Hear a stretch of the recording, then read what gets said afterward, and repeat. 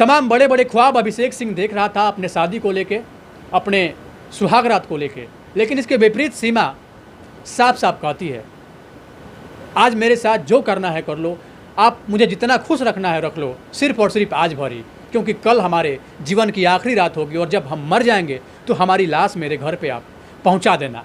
काफ़ी देर समझाने बुझाने की कोशिश अभिषेक करता है, लेकिन जब वो इस बात के लिए नहीं मानती है, जब इस बात के लिए वो राज़ी नहीं होती, वो साफ साफ कहती है कि हमारे साथ जो भी करना है आज की रात आप कर लो, लेकिन कल हमारे जीवन की आखिरी रात होगी, कल हमारे जीवन का आखिरी दिन होगा।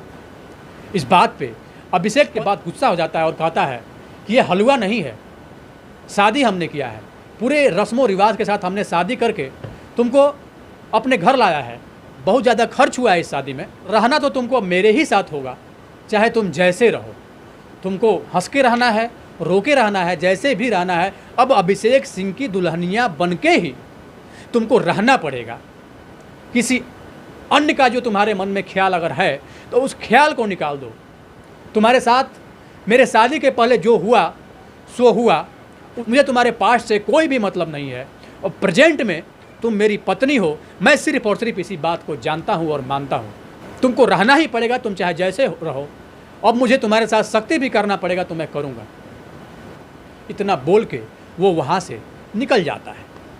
दोस्तों, इसके बाद की जो घटना होने वाली है, एक इंटरेस्टिंग घटना, मैं चाहता हूँ कि पूरे वीडियो में आप लोग बने रहें। जब ये बोल के वहाँ से तुरंत अभिषेक निकल जाता है और जब थोड़ी देर के बाद 2 से 3 मिनट के बाद जब वो वापस आता है तो उसके साथ सोनू भी होता है। बताते चलें कि मात्र 2 ही 4 मुलाकात में सीमा और सोनू दोनों एक दूसरे को चाहने लगे थे। दोनों के दिल में एक दूसरे के लिए एक प्यार पनप गया था। दोनों का प्यार जब परवान चढ़ने लगा, धीरे धीरे समय बीतता गया तो बातें और मुलाकातें होने लगी और दोनों एक दूसरे का नंबर लिए और नंबर लेने के बाद एक दूसरे के साथ उस पूल के अलावा अब बाहर भी मिलने लगे, रेस्टोरेंट में मिलने लगे, शॉपिंग कॉम्प्लेक्स में मिलने लगे, कहीं पार्क पे मिलने लगे। मतलब जो भी एक लवर पॉइंट कह सकते हैं, उस पॉइंट पे दोनों का मिलना जुलना अब पहले से ज़्यादा हो गया। कहा गया है ना कि जब प्यार परवान चढ़ता है तो किसी न किसी की नज़र लग जाती है, किसी न किसी का ग्रहण लग जाता है, और ठीक वही सीमा के भी साथ हुआ। सीमा जब अपने घर में बात कर रही होती है, उसी समय उसके घर वालों को पता चल जाता है कि सीमा किसी से बात करती है, और जिससे बात करती है वो लड़का एक मल्लाह जाति का है, एक मछुआरे जाति का है, उसका नाम सोनू है। मैं ये भी बता दूं कि सीमा सिंह उसका नाम था और वो एक दबंग फैमिली की लड़की थी और उसके परिवार में सब के सब लोग दबंग थे। उसके पिता एक बड़े ठेकेदार थे, उसके चाचा भी बड़े ठेकेदार थे, कई सारे उसके भाई भी, सगे संबंधी भी प्रशासनिक अधिकारी थे। मतलब यूँ कहें कि वो जो गांव था ना, वो पूर्ण रूप से एक दबंग किस्म का गांव था। उस गांव की उस एरिया में तूती बोलती थी। जैसे ही इस बात की जानकारी उसके घर वालों को लगी कि हमारी बेटी किसी मछुआरे के लड़के से प्यार करती है और किसी मछुआरे से बात करती है, जब एक दिन हमेशा की तरह सोनू वहाँ वैसे ही मछली मार रहा था, और जब मछली मार रहा था तो कुछ 4-5 अज्ञात लोग की पहुँचते के साथ ही सोनू के ऊपर लात घूसे की बरसात कर देते हैं। उसको इतना मारते हैं कि उसकी हालत ख़राब हो जाती है। सोनू ये समझ नहीं पाता है कि आखिर मुझे लोग क्यों मार रहे हैं। इस बीच जो अन्य मछुआरे वहाँ पे पहले से मछली मार रहे होते हैं वो भाग जाते हैं। सोनू की बड़े ही बेरहम तरीके से उन 4 लोगों के द्वारा पिटाई हो जाती है। सोनू अब ये सोचने लगता है कि आखिर मुझे लगातार क्यों मारा जा रहा है, जब वो मार रहे थे और मारते समय ये कह रहे थे कि ज़्यादा इश्कबाजी मत करो, और इश्क का अगर ज़्यादा भूत तुम्हारे ऊपर चढ़ गया है ना तो इस भूत को हम लोग बहुत जल्द निकाल देंगे। इश्कबाजी छोड़ दो, नहीं तो मार के इसी नदी में फेंक देंगे, किसी को पता तक नहीं चलेगा। सोनू तत्काल इस बात को समझ जाता है कि आखिर उसको लोग क्यों मार रहे हैं। मारने के बाद वो तीनों चारों लोग वहाँ से चले जाते हैं और इधर सोनू भी अपने घर चला जाता है, और 3-4-5 दिन तक उस पुल पे सोनू नहीं आता है। कहा गया है ना, 2 प्यार करने वाले को दुनिया जब जब तड़पाएगी, मोहब्बत बढ़ती जाएगी। इस बात की सार्थकता साफ साफ इन दोनों जगहों पे देखने को मिल रही है। इधर सीमा भी बेचैन रहती है और उधर सोनू भी बेचैन रहता है। दोनों एक दूसरे के लिए इस कदर बेचैन हो जाते हैं। इस बेचैनी का दर्द शायद सीमा और सोनू से ज़्यादा बेटर कोई नहीं जान सकता है। 4-5 दिन तक सोनू उस पुल पे आता ही नहीं है। धीरे धीरे जब थोड़ा सा मामला शांत होता है, जब सोनू का कुछ डर कम होता है, तो वो फिर हिम्मत करके उस पुल पे आना प्रारंभ करता है। और इधर सीमा भी अब जाने लगती है। एक दिन सीमा और सोनू जब पुल के नीचे मिल रहे थे, इसी बीच 4-5 की संख्या में फिर से सीमा के घर से भेजे गए जो कुछ गुंडे थे वो वहाँ पे पहुँचे और पहुँच के फिर से सोनू को बड़ा ही बेरहम तरीके से पीटना प्रारंभ कर दिए। इस बीच सीमा की जो सहेलियाँ थी, सोनू को पीटते देख वो लोग पीछे हट गई, लेकिन सीमा पीछे नहीं हटी बल्कि सोनू का बचाव वहाँ पे करने लगी। अन्य मछुआरे तो पहले ही वहाँ से अपना रास्ता निकाल लिए, सब लोग वहाँ से 9-11 हो गए, लेकिन सोनू पिटाता रहा और सीमा उससे जितना हो पाया सोनू का बचाव करती रही। जब वो गुंडे सोनू के ऊपर ज़्यादा हावी हो गए तो अंततः अपनी जान बचाने के लिए वो नदी में कूद गया और इसके बाद कूद के वो अपनी जान बचाया। अब सोनू और सीमा को ये लगने लगा कि शायद ये लोग हमको एक होने नहीं देंगे। तमाम तरह के अनवांटेड ख्याल इन दोनों के मन में आना प्रारंभ हो गया और इन दोनों को लग रहा था कि शायद अब हम दोनों को हमारे घर वाले या फिर सीमा के घर वाले एक होने नहीं देंगे। ये साफ साफ सीमा को लग रहा था और सीमा काफ़ी डर गई थी। और सीमा कहती है कि सोनू, मैं तुम्हारे बिना अब रह नहीं सकती हूँ, तुम्हारे ख्वाबों में मैं रात दिन खोई रहती हूँ और मुझे डर है कि कहीं तुमको ये लोग फिर न मार दें, और मुझे इस बात का भी डर है कि कहीं ये लोग तुमको जान से न मार दें, और अगर तुमको जान से मार देंगे ना तो वही दिन वही रात मेरा आखिरी होगा। उसके बाद फिर मैं भी जीने की परिकल्पना नहीं करूँगी और मैं नहीं चाहती हूँ कि मैं तुम्हारे बिना अब एक पल भी रहूँ। मैं चाहती हूँ कि मैं तुमसे शादी कर लूँ। और दोनों विचार विमर्श करने के बाद पास के ही एक मंदिर में जाते हैं और जाके दोनों एक दूसरे के सहमति से उस मंदिर में ही शादी कर लेते हैं और एक साथ जीने मरने की कस्में और वादे भी खा लेते हैं। जब सीमा के घर वाले इस बात को समझ जाते हैं कि चाहे कुछ भी कर लें, सीमा मानने वाली नहीं है, चाहे कुछ भी कर लें, सोनू का ख्याल इसके मन से निकलने वाला नहीं है, तो उसके घर वाले कुछ ऐसा करते हैं जो आम तौर पे नहीं करना चाहिए।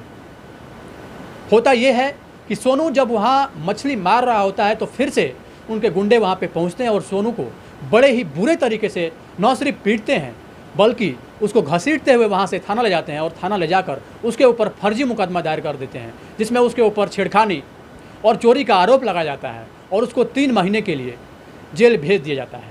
और जब सोनू 3 महीने के लिए जेल चला जाता है तो इधर सीमा की शादी उत्तर प्रदेश के बलरामपुर के अभिषेक सिंह के साथ उसके घर वाले तय कर देते हैं। अरेंज मैरिज था, रस्मों रिवाज के साथ विवाह की सारी जो औपचारिकताएं थी उन औपचारिकताओं को निभाया गया और दोनों की शादी, सीमा और अभिषेक की शादी हो जाती है। क्योंकि इस शादी से सीमा बिल्कुल भी खुश नहीं थी। इसके बाद जब शादी करके वो अभिषेक के घर बलरामपुर पहुंचती है और जब अभिषेक उसको अपने घर बलरामपुर लेके जाता है तब वो सुहाग रात वाला सीन होता है। और सुहाग रात वाले सीन में जब उसका पति अभिषेक अपने पत्नी के पास, सीमा के पास जाता है और इसके बाद उसकी सुंदरता देख के कहता है कि तुम चांद से भी ज़्यादा खूबसूरत हो, तुम्हारी सुंदरता बहुत ज़्यादा है और हमने इस बात की परिकल्पना नहीं की थी कि चांद से भी ज़्यादा खूबसूरत हमको पत्नी मिलेगी और हम तुमको पाके बहुत खुश हैं। तमाम बड़े बड़े ख्वाब अभिषेक सिंह देख रहा था अपने शादी को लेके, अपने सुहागरात को लेके, लेकिन इसके विपरीत सीमा साफ साफ कहती है आज मेरे साथ जो करना है कर लो, आप मुझे जितना खुश रखना है रख लो, सिर्फ और सिर्फ आज भर ही, क्योंकि कल हमारे जीवन की आखिरी रात होगी और जब हम मर जाएंगे तो हमारी लाश मेरे घर पे आप पहुंचा देना, जैसा कि मैंने वीडियो के इंट्रो में आप लोगों को बताया था। इसके बाद काफ़ी देर समझाने बुझाने की कोशिश अभिषेक करता है, लेकिन जब वो इस बात के लिए नहीं मानती है, जब इस बात के लिए वो राज़ी नहीं होती, वो साफ साफ कहती है कि हमारे साथ जो भी करना है आज की रात आप कर लो, लेकिन कल हमारे जीवन की आखिरी रात होगी, कल हमारे जीवन का आखिरी दिन होगा और जब हम मर जाएंगे तो हमारी लाश हमारे मायके आप भिजवा देना पे। अभिषेक पहले तो नॉर्मल बात कर रहा था, इसके बाद गुस्सा हो जाता है और कहता है कि ये हलवा नहीं है, शादी हमने किया है, पूरे रस्मों रिवाज के साथ हमने शादी करके तुमको अपने घर लाया है, बहुत ज़्यादा खर्च हुआ है इस शादी में रहना तो तुमको मेरे ही साथ होगा, चाहे तुम जैसे रहो। तुमको हंस के रहना है, रो के रहना है, जैसे भी रहना है। अब अभिषेक सिंह की दुल्हनिया बन के ही तुमको रहना पड़ेगा। किसी अन्य का जो तुम्हारे मन में ख्याल अगर है तो उस ख्याल को निकाल दो। तुम्हारे साथ मेरे शादी के पहले जो हुआ सो हुआ, मुझे तुम्हारे पास से कोई भी मतलब नहीं है। और प्रेजेंट में तुम मेरी पत्नी हो, मैं सिर्फ और सिर्फ इसी बात को जानता हूँ और मानता हूँ। तुमको रहना ही पड़ेगा, तुम चाहे जैसे रहो। अब मुझे तुम्हारे साथ सख्ती भी करना पड़ेगा तो मैं करूँगा। इसके बाद इतना बोल के वो वहाँ से निकल जाता है। दोस्तों, इसके बाद की जो घटना होने वाली है, एक इंटरेस्टिंग घटना, मैं चाहता हूँ कि पूरे वीडियो में आप लोग बने रहें। जब ये बोल के वहाँ से तुरंत अभिषेक निकल जाता है और जब थोड़ी देर के बाद 2 से 3 मिनट के बाद जब वो वापस आता है तो उसके साथ सोनू भी होता है। आगे अभिषेक और पीछे पीछे सोनू। सोनू जैसे ही उस सुहाग रात वाले कमरे में पहुंचता है, सोनू बोलता है, सीमा। जैसे ही सीमा सोनू की आवाज़ को सुनती है, उसके आवाज़ को एहसास करती है, वो आश्चर्य में पड़ जाती है कि आखिर ये कैसे हो गया। सोनू जो जेल में था आज वो हमारे सामने कैसे खड़ा है। वो पलट के देखती है, कभी अभिषेक को देखती है, कभी सोनू को देखती है। और जब वो अभिषेक को देख रही थी तो अभिषेक उसी समय बोलता है कि सीमा, तुम्हारा सोनू आ गया।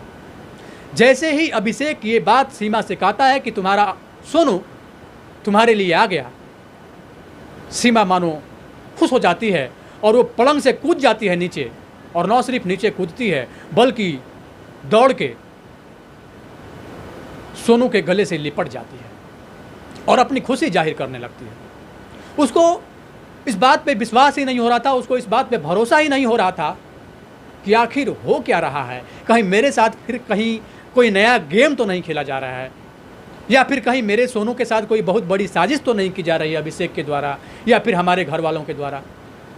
जैसे ही थोड़ी सी खुश हुई थी, जैसे ही उसके दिमाग में ये बात जाता है कि कहीं हो सकता है कि मेरा सोनू कहीं साजिश का शिकार न हो जाए या मैं किसी साजिश की शिकार न हो जाऊं, उसकी खुशी मानो फिर से थोड़ी देर के लिए गम में बदल जाती है। फिर अभिषेक कहता है, चिंता करने की बिल्कुल भी बात नहीं है, अब तुम्हारा सोनू तुम्हारे पास आ चुका है। इस सीमा और सोनू के बीच जब कुछ रोमांटिक पल चल रहा था, इसी बीच कुछ घर वाले भी वहाँ पे 3-4 जो रिश्तेदार थे अभिषेक के, वो भी वहाँ पे पहुँच जाते हैं। और इसके बाद सब लोग तालियां बजाते हैं, मानो सबका ये प्री प्लान था कि सोनू और सीमा को मिलवाया जाए। इसके बाद अभिषेक पूरी घटना बताना प्रारंभ करता है। जिस दिन बलरामपुर से बारात सीमा के घर जा रहा था, उसी दिन सोनू भी जमानत पे रिहा होकर अपने घर आया था। और जब उस कार्ड में वो एड्रेस पता वो देखता है तो उसमें देखता है कि बलरामपुर में सीमा की शादी हो रही है। वो वहाँ से गाड़ी करके सीधा बलरामपुर पहुँच जाता है। क्योंकि जो अभिषेक था वो सोनू के साथ एक ही कॉलेज में दोनों पढ़े थे, दोनों वहाँ से ही अपनी डिग्री की पढ़ाई पूरा किए थे। तो सोनू को इस बात को समझते बिल्कुल देर नहीं लगती है, क्योंकि हमारे सीमा की अगर शादी हो रही है तो हमारे फ्रेंड के ही साथ हो रही है, मतलब अभिषेक के साथ शादी हो रही है। इसी समय गाड़ी रिजर्व करके सोनू के घर पहुंचता है और वो ये कोशिश करता है कि शायद अगर हम चले जाएंगे तो जो अभिषेक है वो बारात लेके सीमा के घर जाएगा ही नहीं। लेकिन जब वहाँ पे सोनू पहुँचता है तो अभिषेक सोनू को देख के अवाक रह जाता है, क्योंकि अभिषेक ने सोनू को कोई कार्ड और कोई इन्विटेशन नहीं भेजा था। और ऐसा नहीं है कि जानबूझ के नहीं भेजा था, वो शायद भूल गया होगा। लेकिन जैसे ही सोनू वहाँ पे पहुँचता है, अभिषेक सोनू को देखता है और अभिषेक सोनू से कहता है, सोनू भाई अच्छा हुआ आप भी आ गए, थोड़ी सी व्यस्तता थी इसलिए मैं आपको कार्ड भेज नहीं पाया। आज हमारी बारात जानी है और आपको भी चलना होगा। इसके बाद वहाँ पे सब लोग खाते पीते हैं, सोनू भी खाता पीता है। अब 2 घंटे बाद अब बारात वहाँ से निकलने वाली होती है, सीमा के घर जाने वाली होती है। तब काफ़ी निराश था वहाँ पे सोनू। तो अभिषेक पूछता है, सोनू भाई क्या बात है, आप इतने निराश क्यों हो?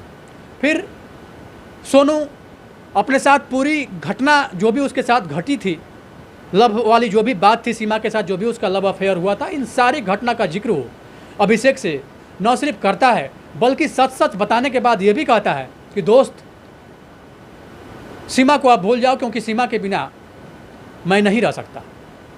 फिर अभिषेक कहता है कि सोनू, शादी वाले दिन यार दिल तोड़ने वाली बात मत करो। मैं भी सीमा को बहुत चाहता हूँ, क्योंकि मैं सीमा का फ़ोटो देख चुका हूँ। मैं काफ़ी ज़्यादा देखने के बाद मैं खुश हूँ उसी समय से, और मुझे भी उसी समय से सीमा से प्यार हो गया है। तो अगर तुम्हारे सीमा से इतना ही तुम्हारे साथ हमदर्दी थी, तुम सीमा से इतना ही प्यार करते थे, तो फिर तुम दोनों ने शादी क्यों नहीं कर लिया? क्योंकि जब तुम दोनों अगर शादी कर लेते तो यहाँ तक मामला पहुँचता ही नहीं। फिर सोनू कहता है कि यार मैंने शादी भी की है और मंदिर में, लेकिन हमें इतना विवश किया गया, हमें इतना मारा पीटा गया, हमें सीमा को भूलने पे इतना मजबूर किया गया कि हम बता नहीं सकते हैं। हमें 2-3 बार बड़े ही बुरे तरीके से पीटा गया, और एक बार तो ऐसा हो गया कि मैं अपनी जान बचाने के लिए नदी में मैं कूद गया। मतलब यूँ कहें कि मुझे अपनी जान बचाने के लिए नदी में कूदना पड़ा। मैंने हर वो उपाय किए, लेकिन अंत तक क्या हुआ? उसके घर वाले मुझे फर्जी मुकदमे में फंसा कर मेरे ऊपर छेड़खानी का और चोरी का आरोप लगाकर जेल भिजवा दिए, और आज ही मैं जमानत पर जेल से वापस आया हूँ। और जब मैं वापस आया हूँ, चूँकि सीमा की जो सहेली थी, उस सहेली से सीमा एक लेटर भेजी थी सोनू के घर, और जब वो सोनू उस लेटर को देखता है और उसमें साफ साफ सीमा लिखी थी कि सोनू, तुम्हें फर्जी मुकदमे में फंसा के जेल भेज दिया गया, इस बात से मुझे बहुत दुख हुआ। मैंने तुमसे शादी की है, मंदिर में ही भले सही, लेकिन मैंने शादी तो तुमसे किया है, और मुझे जीना मरना भी अब तुम्हारे ही साथ। इसलिए घर वाले हमारी शादी कहीं और करवा रहे हैं, और जब घर वाले हमारी शादी करवा रहे हैं तो घर के मान मर्यादा को रखने के लिए, परिवार के मान मर्यादा को हवा में न उछाला जाए, इस बात का ध्यान में रखते हुए मजबूरन, चूँकि माँ बाप का भी एक दबाव था और मैं उनकी प्रतिष्ठा को बचाने के ख्याल से मैं इस शादी के लिए मैं एग्री तो कर दी, लेकिन याद रखना, मैं सिर्फ तुम्हारी हूँ और तुम्हारी ही रहूँगी। मैं जिस दिन शादी करके अपने घर जाऊँगी, वो रात ही मेरा आखिरी रात होगा। क्योंकि हमारे ऊपर भी किसी का अधिकार होगा, तो मैं उसको उस काम के लिए मना तो नहीं कर पाऊँगी, क्योंकि उस बेचारे की क्या गलती रहेगी जिसको कि मैं अपने पास आने से रोकूँगी।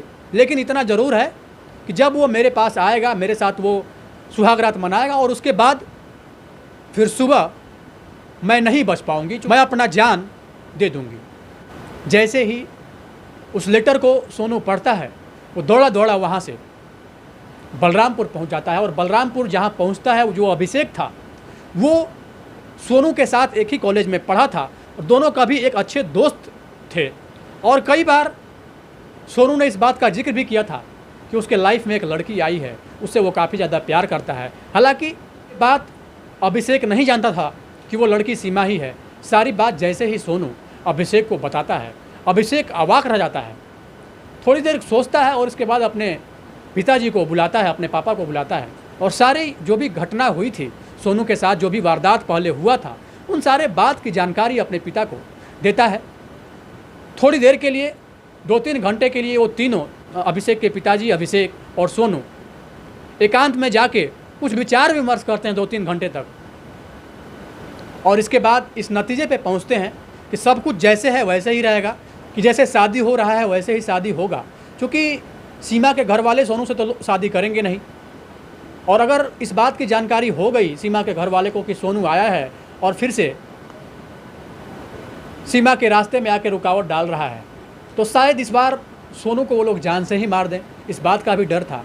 तो फिर अभिषेक के पिताजी ये कहते हैं कि कोई बात नहीं बेटा, तुम निराश मत हो, अब हम जो बताते हैं वो ध्यान से सुनो। तुमको अब यहाँ से नहीं जाना है, तुमको अब यहीं रहना है, मतलब तुमको बलरामपुर ही रहना है। हम लोग बारात लेके जाते हैं और शादी करके सीमा को लाते हैं। और इसके बाद अभिषेक कहता है कि मैं कोशिश करूँगा कि सीमा को मैं मना लूँ, सीमा को अपनी दुल्हन बना लूँ, अपनी पत्नी बना लूँ। इस बात के लिए मैं जैसे भी होगा उसको फोर्स करना होगा तो फोर्स भी करूँगा, लेकिन तुम्हारा अगर प्यार सच्चा होगा तो मेरे लाख कहने के बाद, मेरे लाख बोलने के बाद भी वो इस बात के लिए एग्री नहीं होगी, वो हमारे साथ एग्री नहीं होगी। तो जब मुझे लग जाएगा कि नहीं तुम्हारा प्यार सच्चा है, और सीमा जब इस बात को स्पष्ट कह देगी कि हम हर हाल में सोनू के ही साथ रहेंगे, तो मैं तुमसे दोस्त वादा करता हूँ कि तुम्हारी पत्नी भी तुमको वापस मिल जाएगी। और होता भी वही है। सुहाग रात का वो रात जिसमें अभिषेक अपनी पत्नी के पास जाके पहले तो उसके तारीफ़ों का बड़ा बड़ा पुल बांधता है और कहता है तुम चाँद से भी ज़्यादा खूबसूरत हो, तुम चाँद से भी ज़्यादा सुंदर हो, तुम ऐसे आई हो मेरे घर में जैसे मानो चाँद मेरे आंगन में उतर आया हो। तमाम तरह के जितने भी तारीफ़ का पुल था वो बड़ा बड़ा पुल अभिषेक अपने पत्नी के साथ उस सुहाग रात वाले कक्ष में बांधता है। और इसके बाद सारी बात सुनने के बाद उसकी पत्नी साफ साफ कहती है कि आज हमको जितना खुश रखना है आप रख लो, लेकिन कल हमारी आखिरी दिन होगा, कल हमारा आखिरी रात होगा और मैं जीवित रहूँगी ही नहीं, और जब मैं मर जाऊँगी तो मेरी जो लाश है वो मेरे घर पे आप पहुँचा देना या फिर भिजवा देना।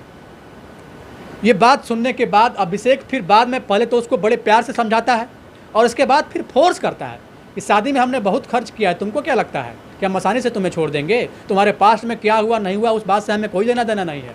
तुम ऐसे नहीं मानोगी तो तुम ऐसे तो मानोगी। सख्ती भी हमें करने आता है। और लास्ट में पूरा गुस्सा भी जाता है अभिषेक उसके ऊपर ताकि उसको इस बात का फील नहीं हो।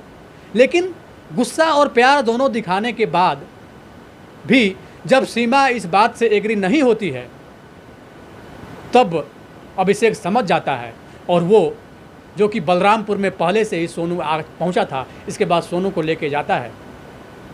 सोनू को लेके उस सुहाग रात वाले कक्ष में पहुंच जाता है और कहता है कि सीमा तुम्हारा सोनू मैं ले आया हूं और इसके बाद जो भी चीज़ें हुई वो आप देख रहे हैं।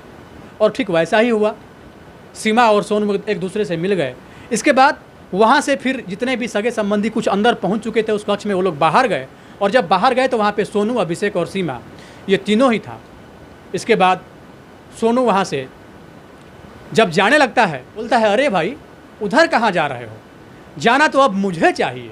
वो सोनू का हाथ पकड़ के रूम के अंदर खींचता है और वो खुद बाहर निकल जाता है और कहता है अबे जा साले, मना ले सुहाग रात, दोस्त हो तो ऐसी और दोस्ती हो तो ऐसी।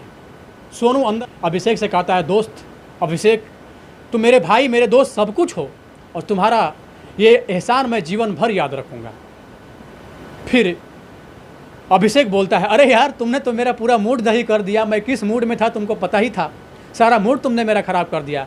तुम जा तो रहे हो सुहाग रात मनाने, ठीक है तुम जाओ, लेकिन मुझे ऐसी ही लड़की चाहिए और एक ऐसी लड़की ही मुझे खोज के दो, क्योंकि अब मेरा भी दिल सुहाग रात मनाने को हो रहा है और आने वाले समय में मैं भी चाहता हूँ कि मैं जल्द से जल्द सुहाग रात मनाऊँ और वो शुभ घड़ी अब तुम ही लाओगे और तुम हमसे वादा करो जैसे मैंने तुम्हें तुम्हारा प्यार वापस किया, तुम हमसे वादा करो कि मुझे भी इसी तरह एक लड़की तुम मुझे खोज के दोगे।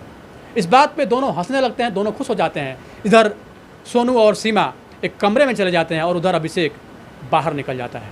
दोस्तों तो इस घटना को बताने का मेरा उद्देश्य किसी के अंतरात्मा को ठेस पहुँचाना नहीं, किसी के भावनाओं को आहत करना नहीं, बल्कि आपको सचेत करना है, आपको जागरूक करना है, बल्कि ये भी बताना है और ये भी जताना है कि जब दो प्यार करने वाले एक दूसरे के लिए समर्पित हो जाते हैं, तो जब एक दूसरे के साथ जीने मरने की कसमें खाते हैं, तो इस बीच हमें या फिर आपको या फिर किसी को भी कोई अधिकार नहीं बनता है कि इन दोनों के बीच आके उनके रास्ते में हम बाधक बन जाएं।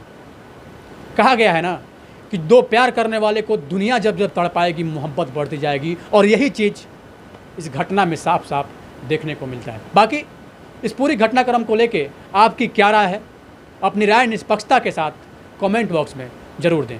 बहुत बहुत धन्यवाद, आप लोग जुड़े हुए थे जनतक न्यूज़ के साथ।